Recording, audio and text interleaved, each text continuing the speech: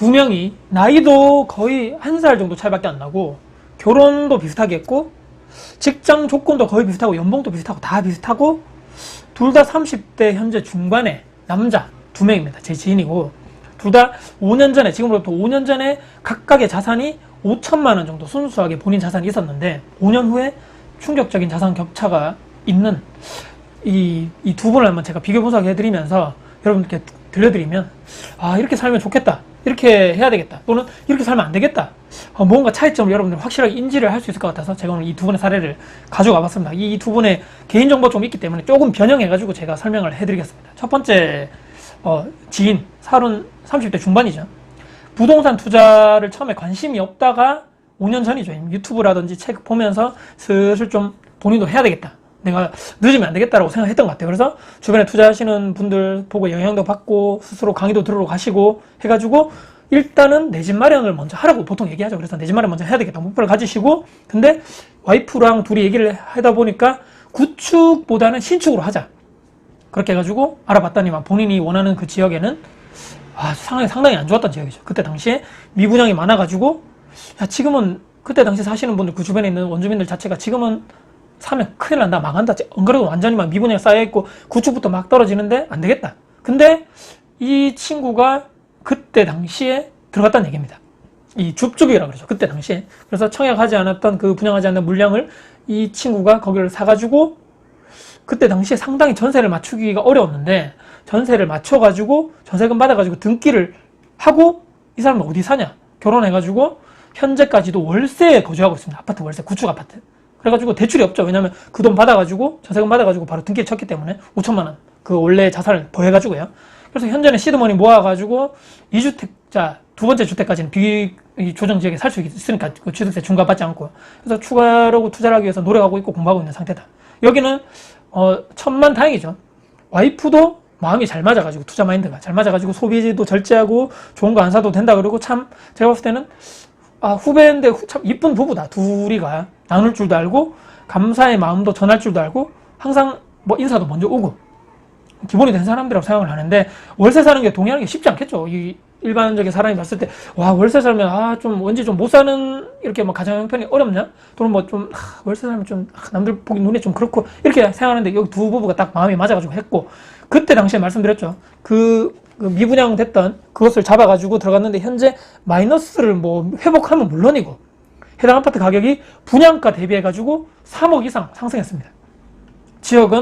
지역까지는 공개를 해드릴게요. 창원이거든요. 창원. 그래서 1가구 1주택이고 맞벌이고 현재 월세 거주하고 있다 말씀드렸고 아파트 한 채는 전세 주고 있고 한 채도 투자하기 위해서 열심히 노력하고 돈 벌고 있고 현재 임장까지 하고 있는 중입니다. 이 부부의 미래가 여러분들은 어떻게 될 것 같습니까? 저는 참고로 초반에 있죠. 이 5년 전에 조금 도움을 줬습니다. 이 완전 초보자 입장이었을 때 와가지고 물어보고 했었을 때 이렇게 좀 조언도 해드리고 제가 뭐 지역을 찍어주거나 이렇게 하지는 않았고 초보자 입장에서 이렇게 해가지고 이렇게 한번 해봐라. 조금 도움을 준 인연이 있다는 얘기죠. 그래서 그때 처음에 5천만 원 있었는 게 자산이 현재 많이 형성됐던 부부 첫 번째 사례.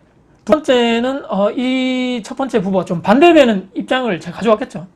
이 부부는 똑같습니다. 나이도 똑같고 뭐 거의 비슷하고 30대 중반의 부부고 전세 아파트에 거주하고 있고 근데 구축이 아니고 신축 아파트에 거주하고 있고 아까 말씀드렸죠. 5천만 원 딱 있었는데 당연히 부족해가지고 전세자금 대출을 받았죠.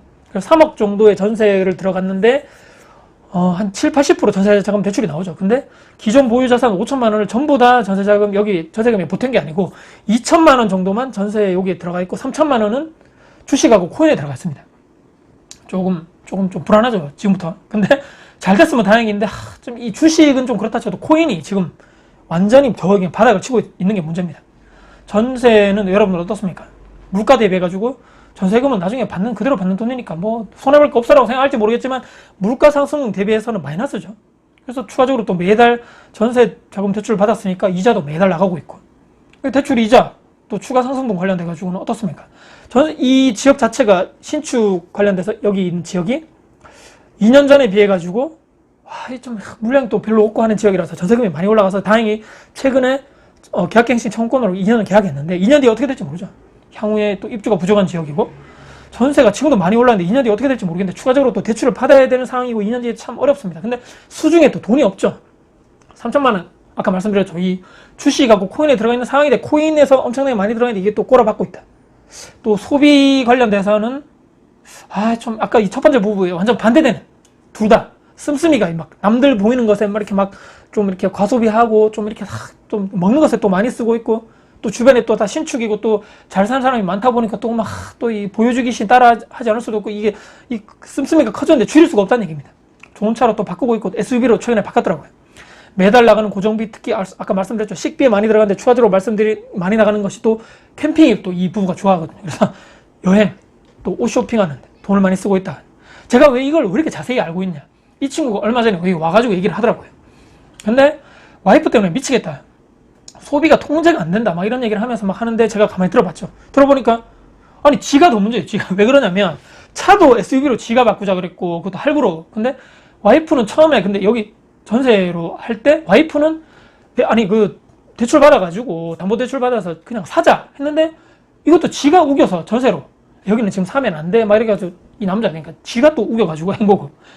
그리고 또 엎친 데 덮친 격으로 이것을 또 만회하고자 막 조급했겠죠. 이걸 또 만회하고자 코인 투자 또 주식 이것도 지가 그냥 그래서 좀 답답했습니다. 이 부부의 앞날이 심히 걱정되면서 어떻게 됩니까 도대체 얘기하길래 아니 어떻게 되는 게 문제가 아니고 지금 이런 상황을 봐봐라. 이 돈을 모을 수 있겠냐 네가. 이게 여기저기 돈 다 나가고 있고 지금 마이너스만 아니면 다행이고 지금 네 월급으로. 그리고 여기는 또 맞벌이가 아니고 외벌이거든요. 관련돼가지고 씀씀이 와이프 씀씀이도 문제지만 지금 네가 벌려놓은 거 이거 어떡할 거냐. 나는 내가 봤을 때는 답이 없다 지금. 그래서 좀 손해보고서라도 주식 관련돼서 코인 관련돼서 네가 묻지마 투자하고 있는 거 좀 이렇게 손해보고서라도 회수를 하고 난 다음에 차곡차곡 전세로 지금 네가 살고 있는 것을 좀 나중에 좀 내 집 마련을 위해서 좀 해나가 보자. 근데 바뀔지 안 바뀔지 모르죠. 그래서 이 두 부부는 자산 격차가 현재는 10배 이상, 5년 만에 10배 이상 나버렸죠. 근데 차이점이 무엇일까요? 고민해봤죠. 한쪽은 실거주 편의성을 포기했습니다. 왜냐하면 그쪽 월세 살고 있기 때문에. 향후에 들어갈 내 집 마련을 먼저 했고 그 당시에 미분양인 분위기가 안 좋았을 때 샀던 것. 이 리스크를 안고 투자했다는 얘기입니다. 대신에 한쪽 이 후자 쪽은 실거주 편의성을 이분들은 포기하지 못하고 획득했죠. 다만 전세를 선택한 것이 최악 중에 최악이었다. 또 조급증에 의해 가지고 주식 코인에 투자했는데 묻지마 투자해가지고 완전 코인 쪽에 완전 꼬라박고 있는 것이 문제인데 더 문제인 것은 시드머니를 모아야 되는데 이것도 안 되고 소비지수 통제도 안 돼가지고 지금 더 지금 이 기회비용조차 지금 날리고 있는 상황이다. 자산 격차야 지금이야 뭐 한 이 정도 나겠지만 시간이 지날수록 더 저는 더 벌어질 것 같거든요. 결론은요. 이 순간의 선택이 평생을 좌우한다. 결혼은 현실인데 배우자를 선택함에 있어가지고 재테크 투자 관련된 마인드가 맞는 사람과 해야 된다. 정말 이런 얘기를 좀 하자 제발 결혼하기 전에. 이 두 부부를 봤을 때 저는 좀 안타깝더라고요.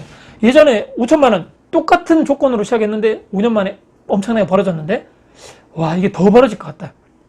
여러분들은 두 부부 사례를 보면서 전자 쪽으로 선택하셨으면 좋겠죠. 저는. 그래서 오늘 제가 말씀드리지만 후자 쪽은 선택하지 말아야 될 이런 최악의 선택이다. 이렇게 여러분들께 좀 현실이 있는 것들을 말씀드려보면서 참 5년 만에 자산 격차가 이렇게 또 많이 벌어질 수 있겠구나. 이렇게 한번 생각해봐서 내 자신을 한번 돌아보자.